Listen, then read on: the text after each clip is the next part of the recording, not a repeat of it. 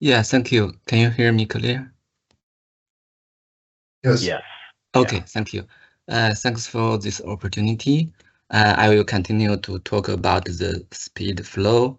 Um, Last time we mentioned the line-wise analyze and different understanding of the capacity. We use the CRMS data, central ramp metering system.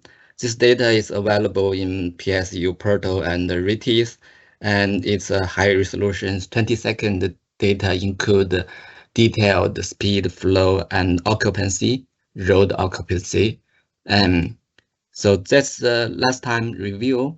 Today, I will talk about the question is how we capture the free flow speed, breakpoint, and optimized point. So you can see the pattern from the left. At the beginning, the speed is high, is fast, and the horizontal speed. And after the breakpoint, as the volume increasing, the speed will decreasing. And after the optimized point, even the speed slow, the volume will not increase. Here today we used some different method. We used constrained estimate, clustering, piecewise regression, and region switching model.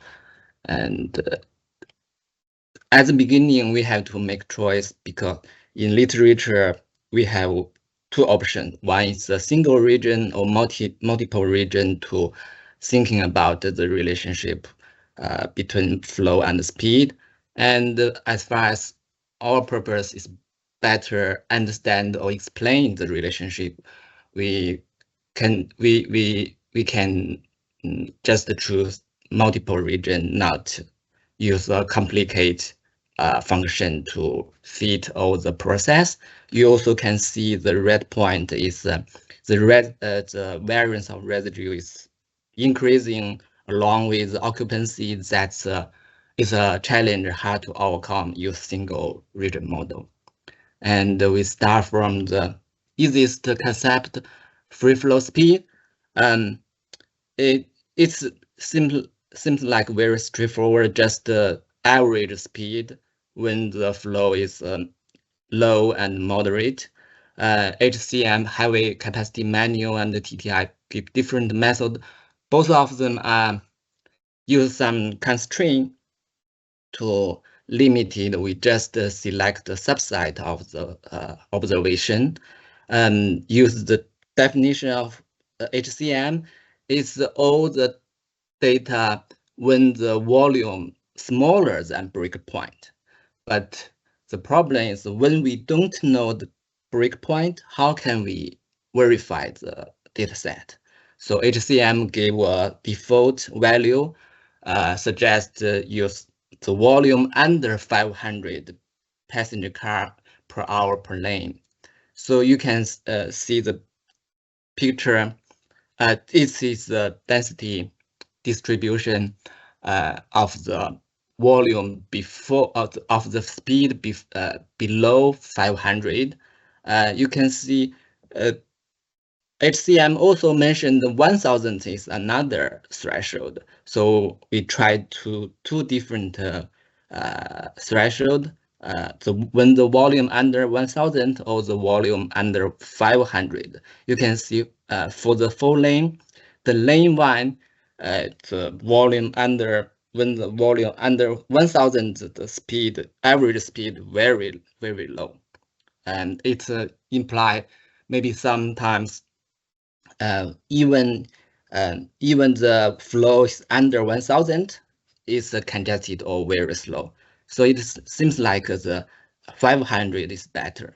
But another issue is, should we consider cut off the traffic below posted speed limit under 55 and above 75?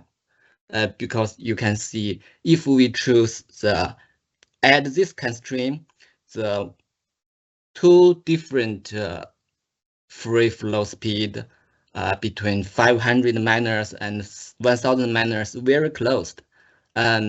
Because it makes sense, many low speed is have some special event, extreme weather or accident, is should we count in the free flow speed measure? And on the right side, 75 is the designed speed, and but in real life, many driving behavior is overspeed, and it's a question I'm keep thinking, should we count this in? So that's for speed, free flow speed. As far as the breakpoint, HCM don't give some method to measure the breakpoint use empirical data.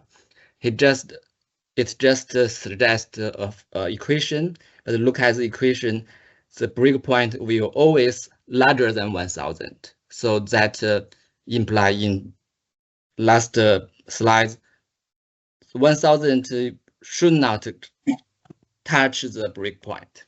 So if we put them on the real data, you can see the lane 1, 2, 3, 4. The two color represent weekend and weekend data.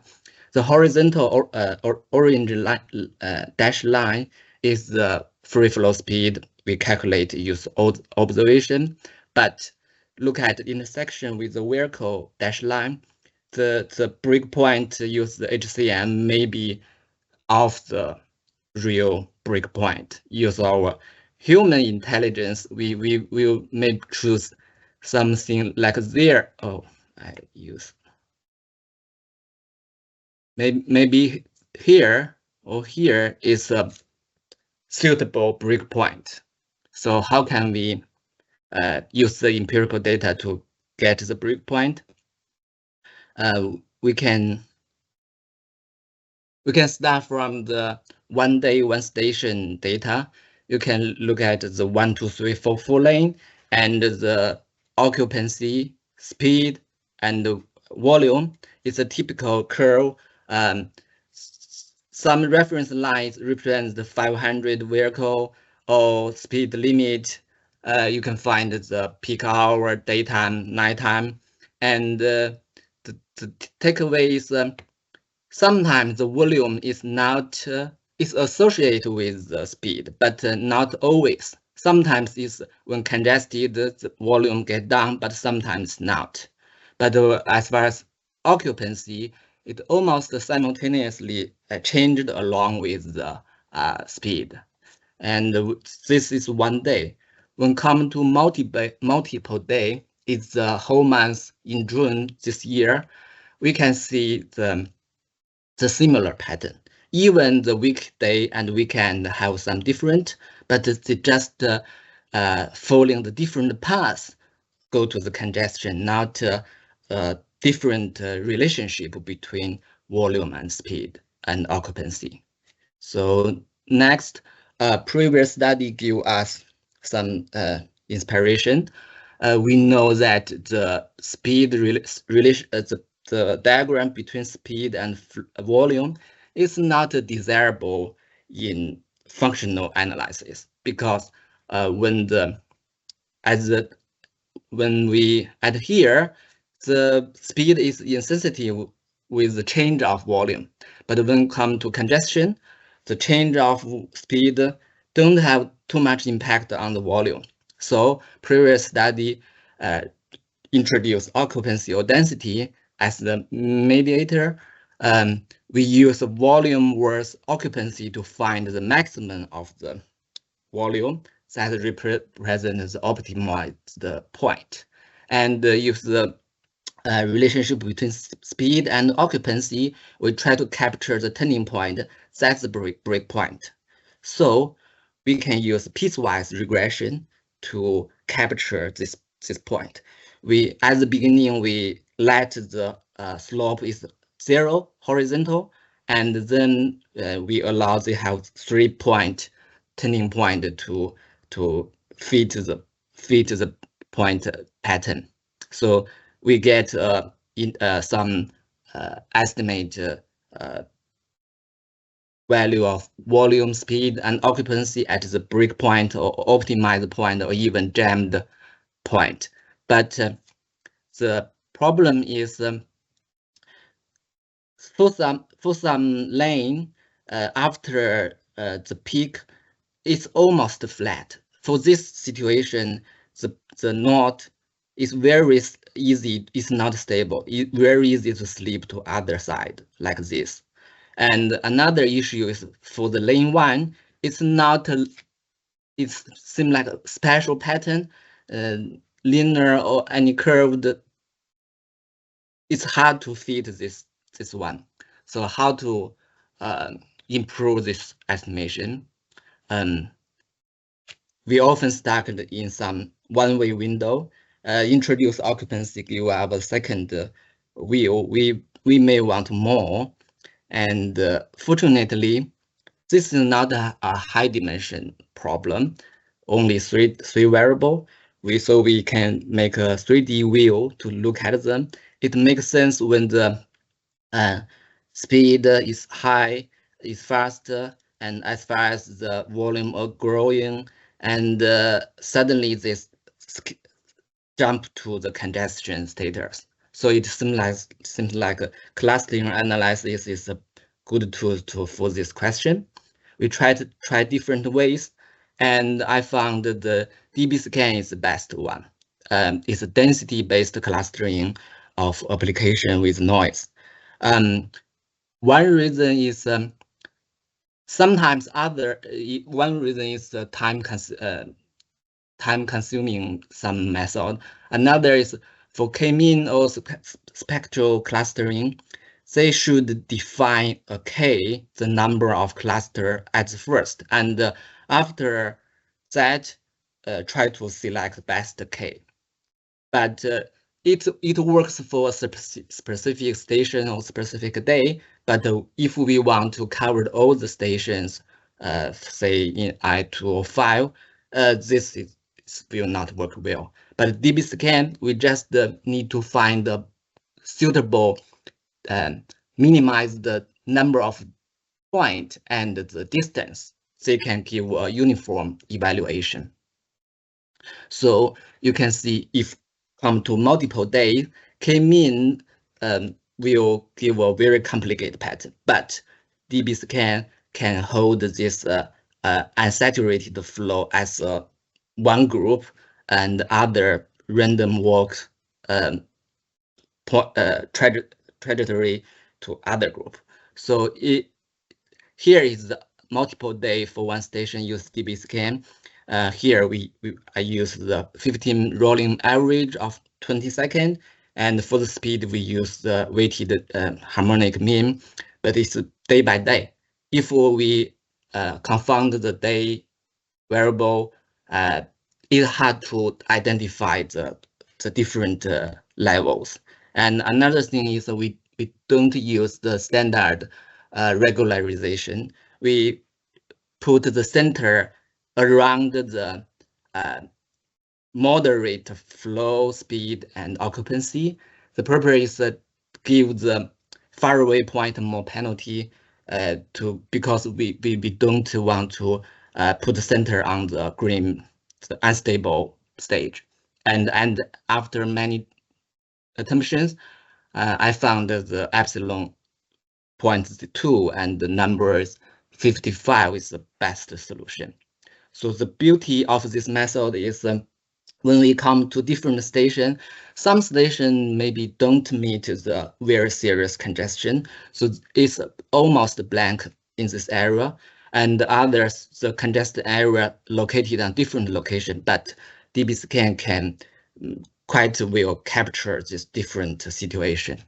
So when we put the different cluster side by side, we can see the cluster level 0 is green is quite a random walking process, and we pretty good capture the stable flow. And for the rest, we can see some, it seems like two states are switching. So we just combine them together and looking them more later.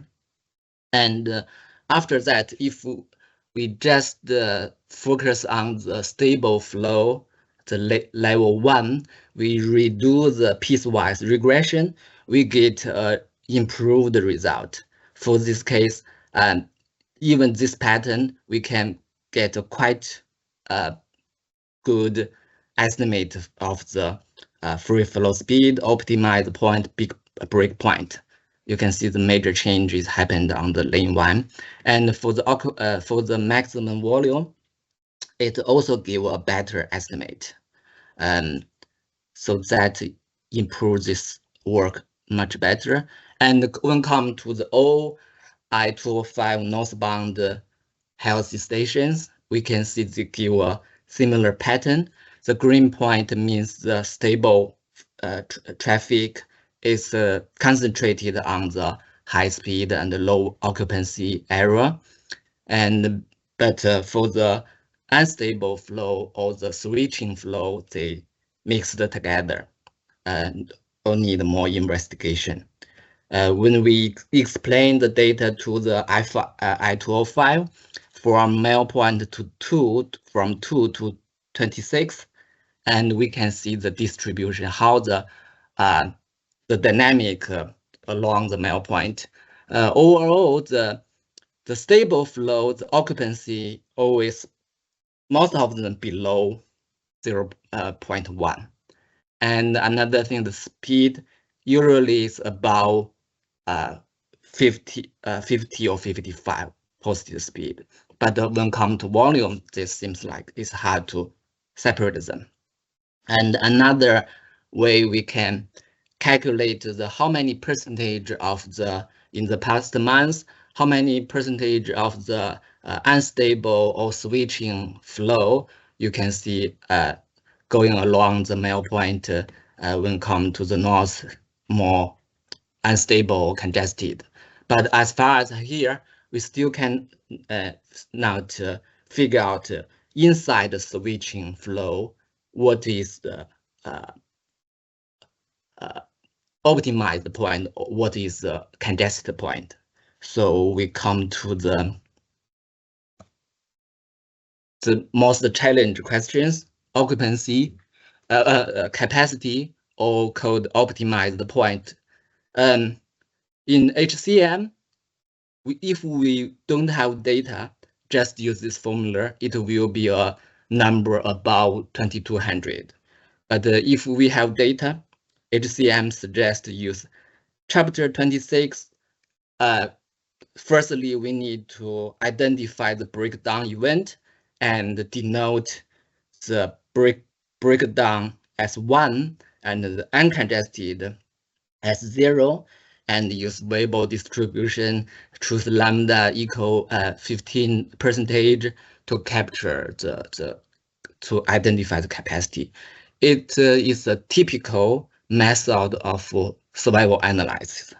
When I tried this method, I found this description is far from enough to define a clear breakdown event, because what is sudden, how standard, it's hard to reproduce this method. I tried, I get outcome, but I'm not confident. Because I'm keep thinking the survival analysis is widely used in decay, diabetes, cancer, crash, even crash. Their decay function, it will be a monotone decreasing function. But for our traffic data, it's not like this. So that led me thinking about Puccini's opera. This is story of life or death. In this, there's a conversation between Turandot and Calaf.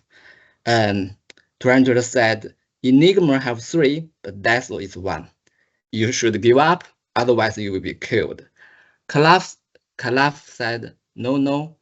Enigma have 3, but life is 1. He believed he will win, and the princess will marry with him." So I guess if the enigma is 30, he will not take this risk. So that give us some implication. Survival analysis, the event only happened once. Once the event happened, the player will be out. But for traffic analysis, it's periodic time series data. Even decomposite the weekly or daily trend, still have we can see the two status, congested or uncongested. So it happened again and again, switching back and forth. So it's not like a typical survival analysis situation. So that led we thinking about another way is the region switching model. And recall the Markov chain, the three assumption, three requirement, memoryless, periodic, ergodic. Our data is quite fit for this situation. And use this model, we don't need to smooth the data. We can choose all days data and you just use the 20-second, but we need to do is fill the missing gap. Use the last observation carry forward. And it's also is a univariate analysis. And this is the result on speed and occupancy. It can divide the speed to two region and further divide the faster speed to two level. And compare with previous result, we found the free flow speed and breakpoint speed and occupancy is quite close. The significant change is congested speed and occupancy is much lower than previous estimate.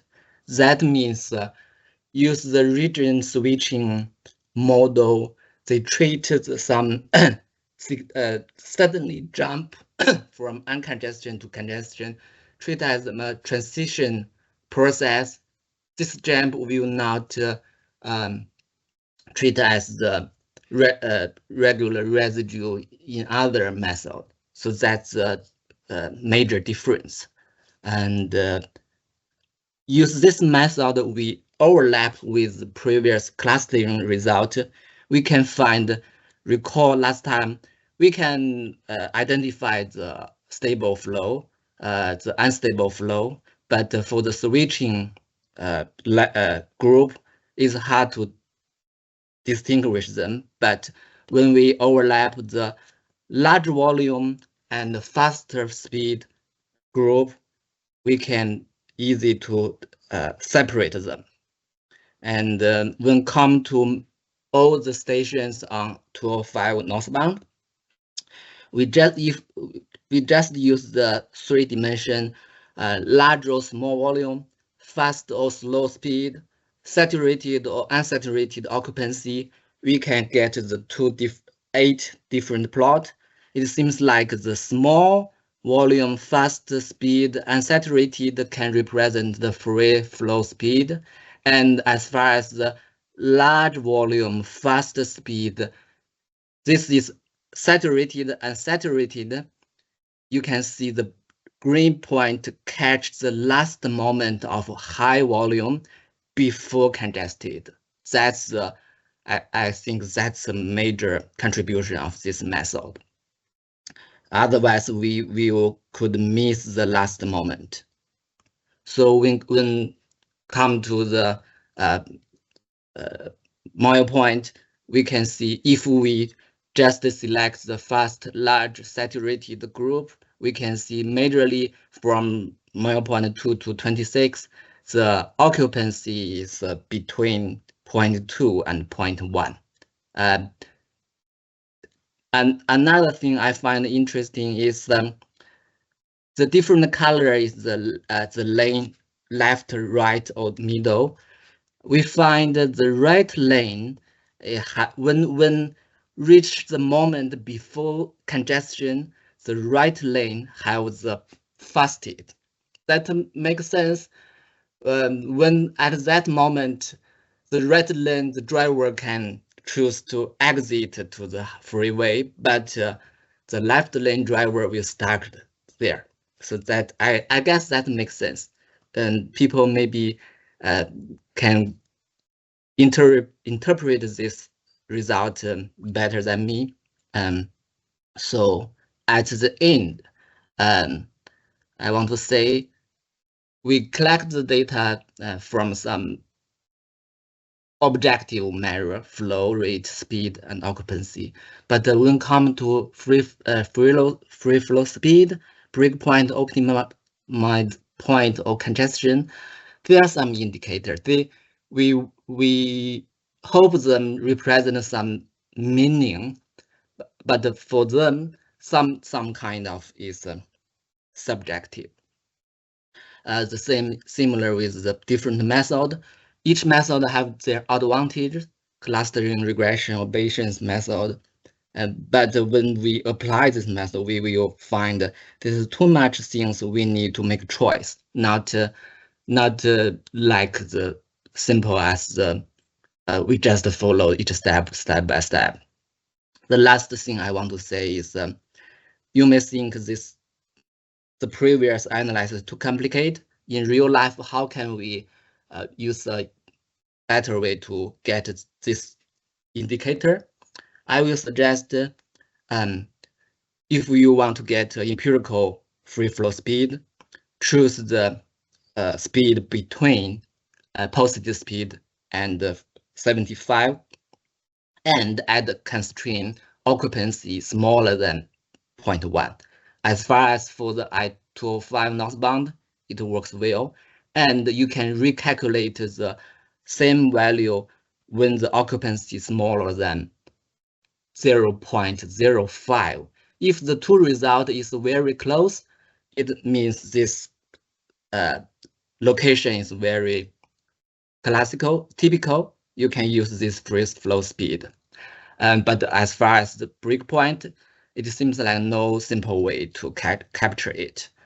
For the occupancy or capacity, I guess easy way is we just choose the speed, all the observation between 55 and 60 speed, and that means very close to the congestion area.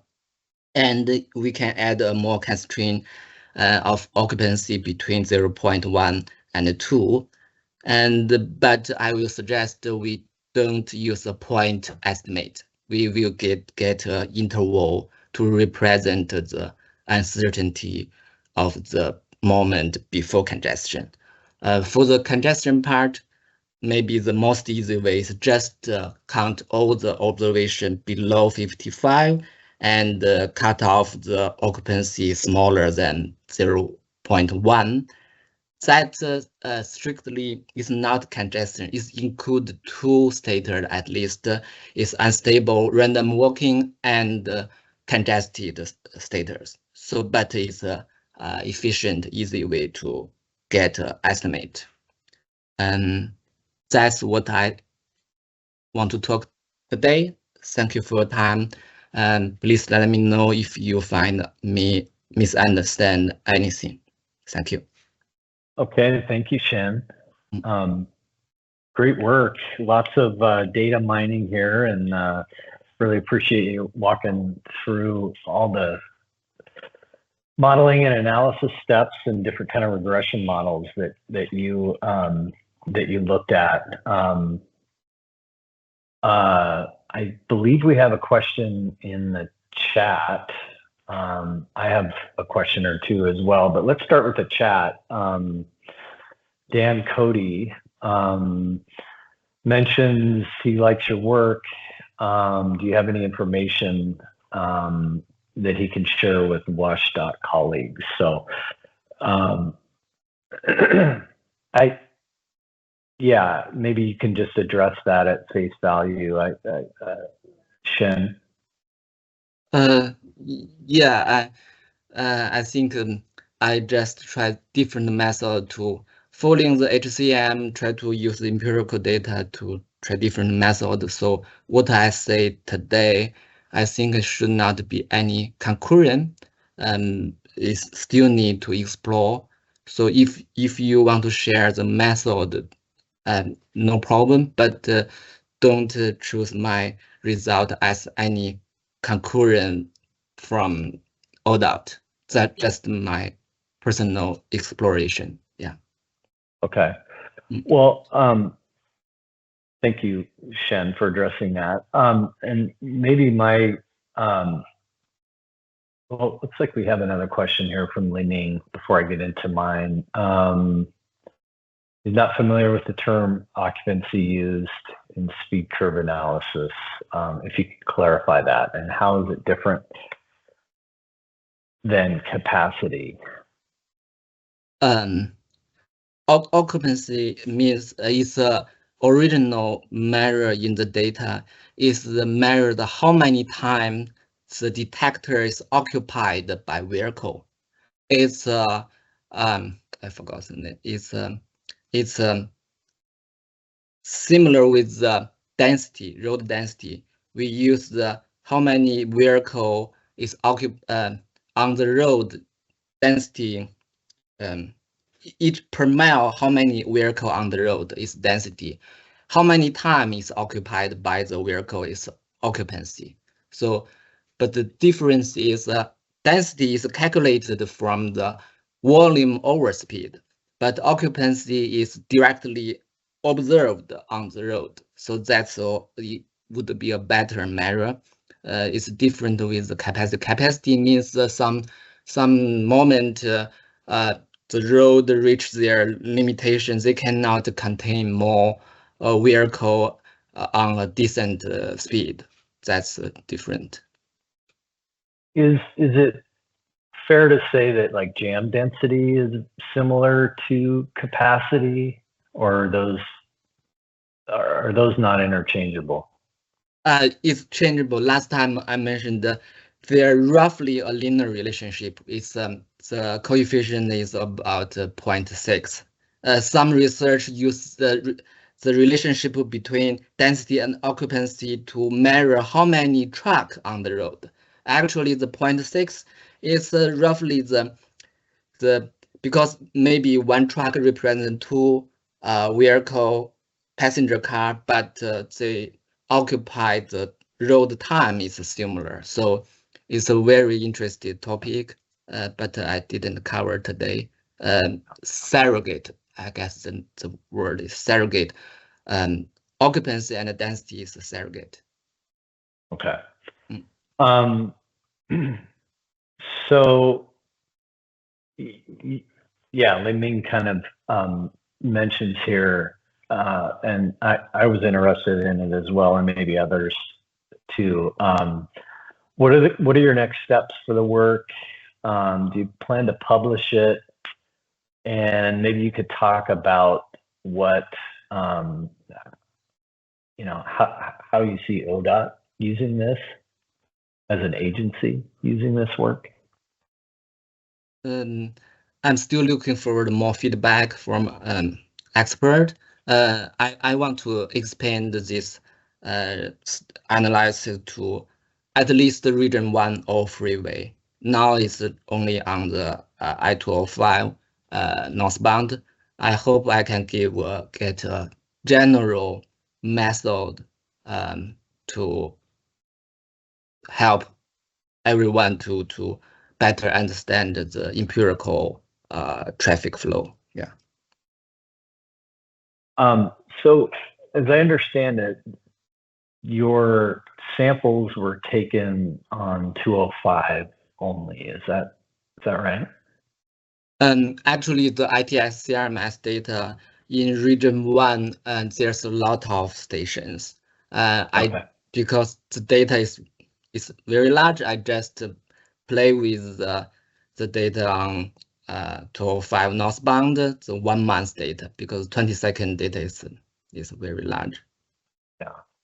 It seems like I appreciate the segmentation you did by the different lane configurations and how maybe an inside lane or middle lane or outside lane, how they had different, I guess, breaking points is what you referred to them as. I'm wondering,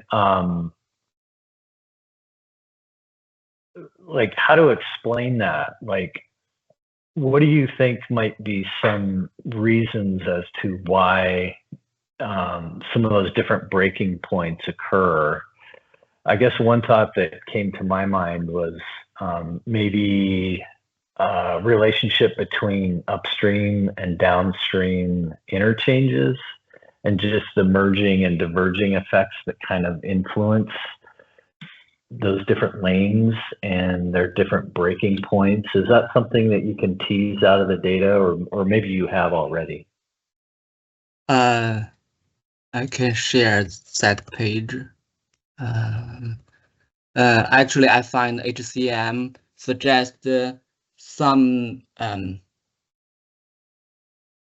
ramp lane should use different method, because in this area, this lane 1 is very close to the ramp. So after some in-field observation, I found because it's close to the entrance and exit, so the speed is constrained by their situation. So what I found is in this case, not all the I-205 have 4 lanes. This location have 4, and that means the middle lane is more robust. Driver can choose merge or leave and